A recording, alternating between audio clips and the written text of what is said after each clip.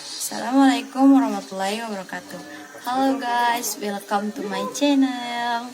Perkenalkan, nama saya Sandra Dewi Hamim. Di sini saya akan menjelaskan sedikit tentang logika.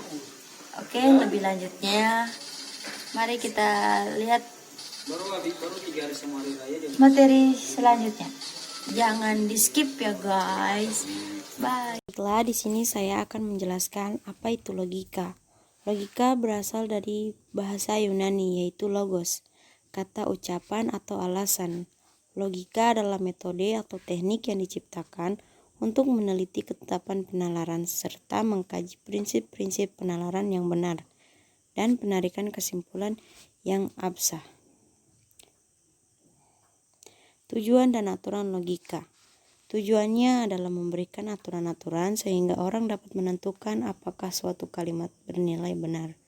Aturannya bersifat umum dan tidak tergantung pada kalimat atau disiplin ilmu tertentu.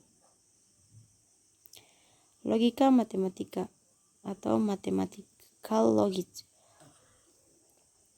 Tersusun beberapa logika matematika, yaitu logika proporsional, logika predikat, logika fuzzy, pemrograman logika, dan sebagainya. Perkembangan terakhir ilmu logika adalah logika fuzzy, atau di Indonesia disebut logika kabur atau logika samar. Berikut ada beberapa logika, yaitu logika pasti dan logika tidak pasti. Logika pasti. Yang pertama, terdapat logika pernyataan, yaitu membicarakan tentang pernyataan tunggal dan kata hubungannya sehingga didapat kalimat majemuk yang berupa kalimat deklaratif. Yang kedua, logika predikat, predikat logis, yaitu menelah variabel dalam suatu kalimat, kuantifikasi dan validitas. Yang ketiga, logika hubungan, yaitu relation logis, mempelajari hubungan antara pernyataan, relasi simetri, refleksif, antisimetris, dan lain-lainnya. Yang keempat, logika himpunan, membicarakan tentang unsur-unsur himpunan dan hukum-hukum yang berlaku di dalamnya. Logika tidak pasti, hanya satu, yaitu logika samar atau kabur, fuzzy logic.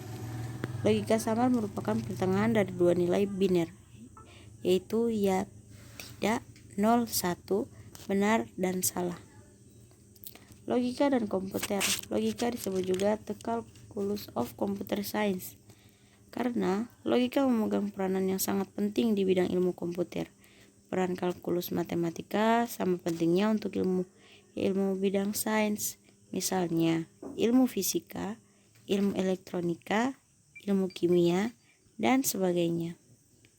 Logika komputasi numerik dan matematika diskrit memiliki peran penting dalam ilmu komputer karena semuanya berperan dalam pemrograman.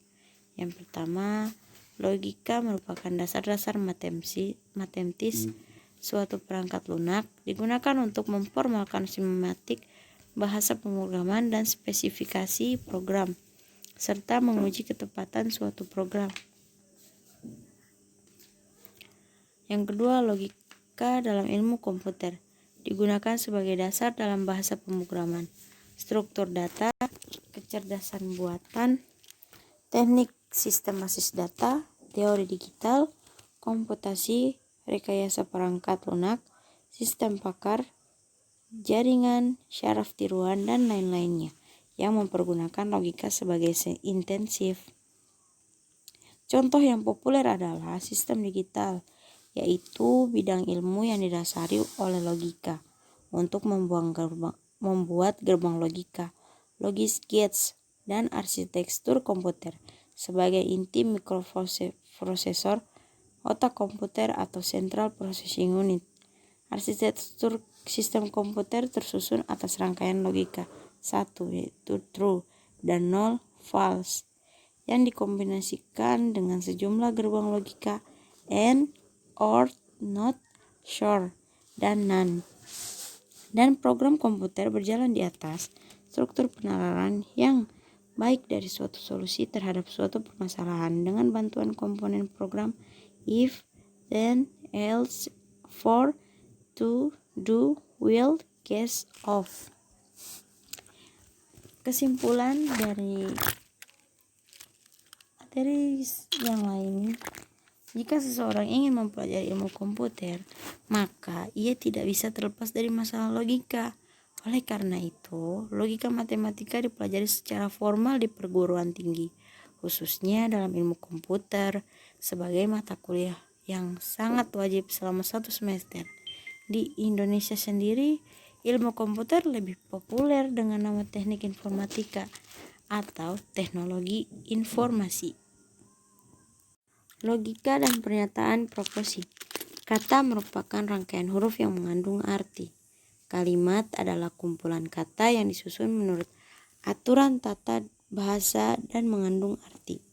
Pernyataan disebut juga kalimat deklaratif, yaitu kalimat yang bersifat menerangkan, dan disebut juga cat. Di dalam matematika tidak semua pernyataan yang bernilai benar atau salah saja yang digunakan dalam penalaran.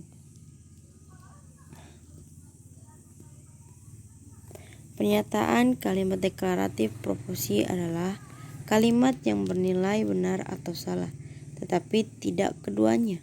Contoh, Yogyakarta adalah kota. Benar. Semua manusia adalah fana. Benar. 4A adalah bilangan prima. Salah. 5 kali 12 sama dengan 90. Salah. Contoh, di manakah letak Pulau Bali? Pandaikah dia? Andi lebih tinggi daripada Tina. 3x kurang 2y sama dengan 5x tambah 4. X tambah y sama dengan 2. Tidak semua kalimat berupa proposisi. Penghubung kalimat dan tabel kebenaran. Yang pertama, satu atau lebih proposi dapat dikombinasikan untuk menghasilkan proposi baru lewat penggunaan operator logika. Proposi baru yang dihasilkan dari kombinasi tersebut disebut dengan proposisi majemuk, composition. Yang kedua, proposisi yang bukan merupakan hasil dari kombinasi proposisi lain disebut proposisi atomik atau proposisi majemuk tersusun dari sejumlah proposisi atomik. Yang ketiga, dalam logika dikenal 5 buah penghubung, yaitu yang pertama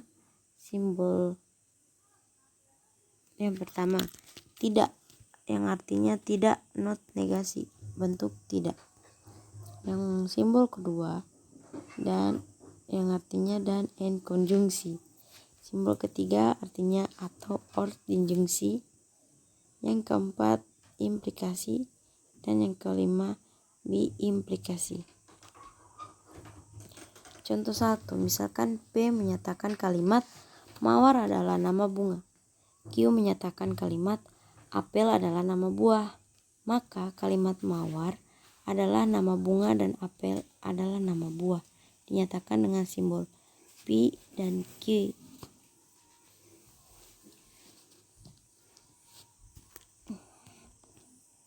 Negasi not. Jika P sembarang proposisi, pernyataan not P atau negasi daripada P akan bernilai F. Jika P bernilai T dan sebaliknya, ditulis dengan P dan diberikan dalam tabel kebenaran.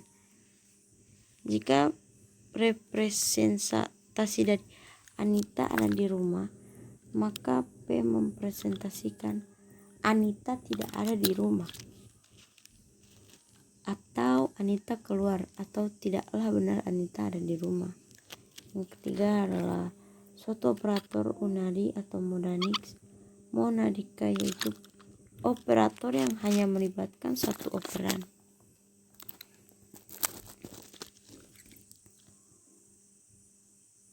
Konjungsi N. Konjungsi adalah suatu operator binari atau diadika, yaitu operator yang melibatkan dua operan. Jika P dan Q sembarang dua proposisi, kalimat deklaratif sama dengan kalimat yang dapat bernilai benar atau salah. Maka pernyataan P dan NQ akan mempunyai true atau benar jika dan hanya jika kedua proposisi bukan dan T bernilai benar. Disjungsi OR.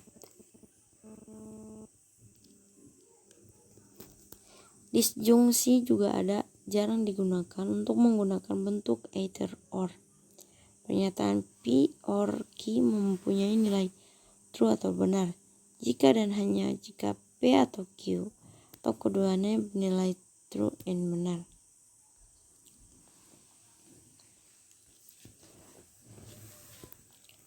Implikasi conditional implies.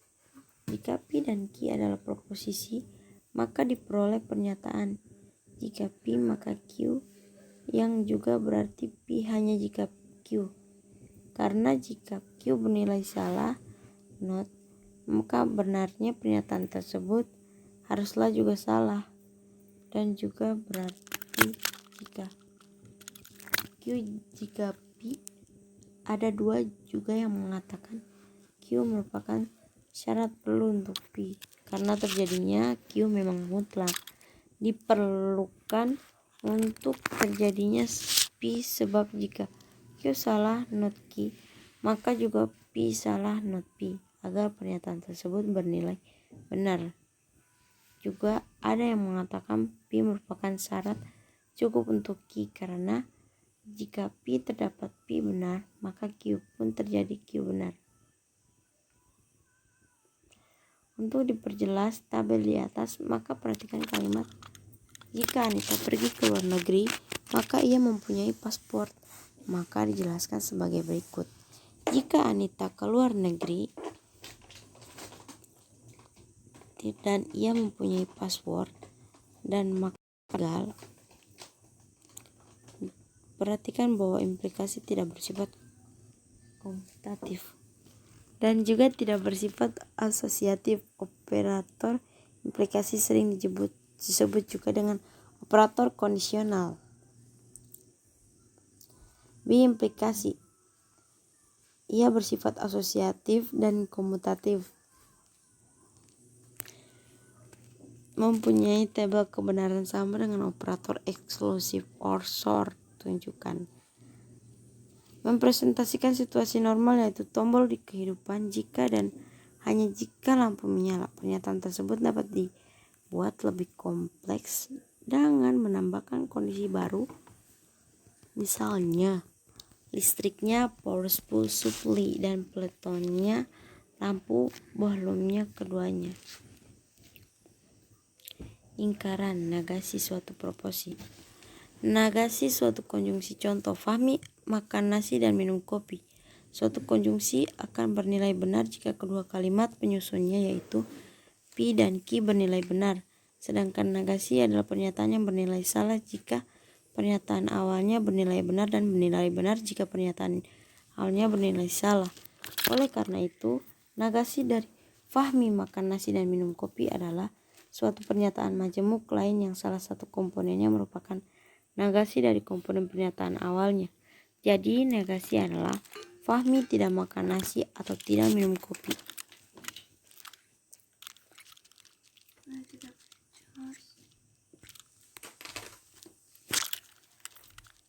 Andaikan P makhluk hidup mempunyai telinga panjang, Q sama dengan makhluk hidup dengan gigi besar, R sama dengan makhluk hidup adalah kelinci, maka bentuk logikanya adalah P and Q and R ditransformasikan menjadi N, P and Q and R, sehingga N, P and Q and R kemudian dinegasikan menjadi N, P and Q and R didapat P and Q and R, sehingga makhluk hidup bertelinga panjang bergigi besar dan bukan kelinci yang merupakan negasi dari pada kalimat aslinya.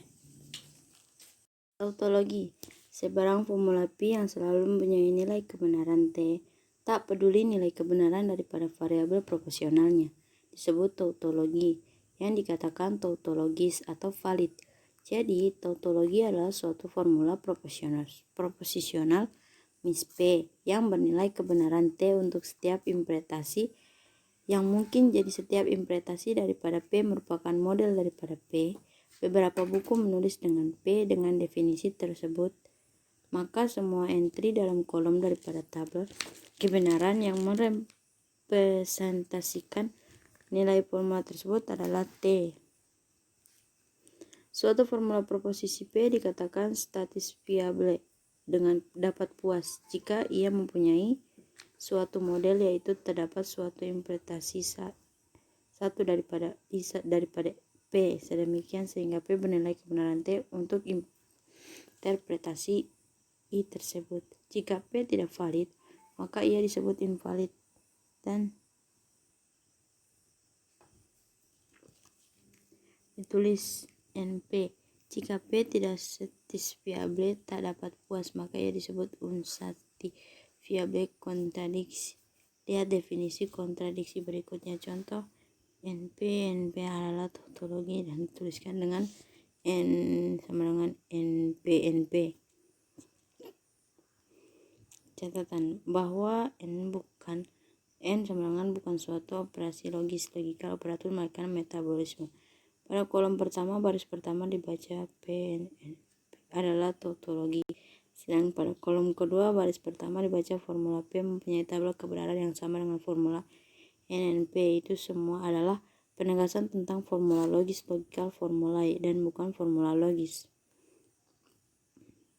Next, dikatakan bahwa dua formula P dan Q adalah ekuivalen logis, logikal ekuivalen. Jika ekuivalen logis mereka yaitu P dan Q adalah suatu tautologi, dapat dikatakan bahwa mereka mempunyai tabel kebenaran yang sama. Dikatakan bahwa dua formula P dan Q adalah implies logis, logikal implies. Jika implikasi logis mereka yaitu P dan Q adalah suatu tautologi. Kontradiksi, contradiction absurdis. Terdapat suatu konsep yang sesuai untuk formula di atas, yaitu yang selalu bernilai kebenaran F. Sebarang formula yang selalu mempunyai nilai kebenaran F, tak peduli nilai kebenaran daripada variabel proporsionalnya, disebut suatu absurdity atau suatu kontradiksi. Unsatisfiable, tak dapat puas. Jika suatu absurdity atau kontradiksi adalah suatu formula proporsional, Miss P, yang mempunyai nilai F untuk setiap interpretasi yang mungkin dengan definisi tersebut, maka semua entry dalam kolom daripada tabel kebenaran yang mempresentasikan nilai formula tersebut P adalah F. Guys, itulah sedikit penjelasan dari saya tentang logika. Mohon maaf ya guys bila ada salah-salah kata, karena kesempurnaan itu hanya milik Allah dan kesalahan datang dari diri kita sendiri. Sekian dan terima kasih. Wassalamualaikum warahmatullahi wabarakatuh.